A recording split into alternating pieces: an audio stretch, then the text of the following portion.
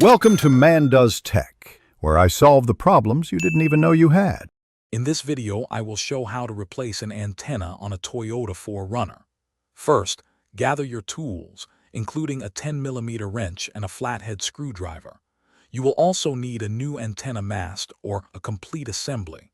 Park your vehicle on a level surface and turn off the engine. It is a good idea to place painter's tape around the antenna base to protect your paint. This preparation ensures a smooth and efficient replacement process. Next, let's remove the old antenna. If you are only replacing the mast, simply unscrew it counterclockwise. Sometimes pliers are helpful if it is stuck. For a full assembly replacement, open your hood and find the antenna motor.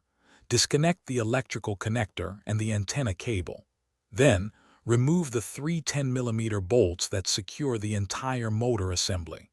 This frees the old unit for removal. Now, let's install your new antenna. If you are just replacing the mast, simply screw the new one in clockwise until it is tight.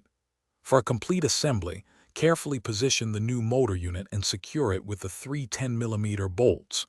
Reconnect both the electrical connector and the antenna cable.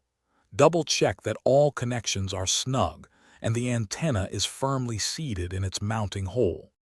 Finally, it is time to test your new antenna. Turn on your radio and check the reception across various stations to ensure clarity.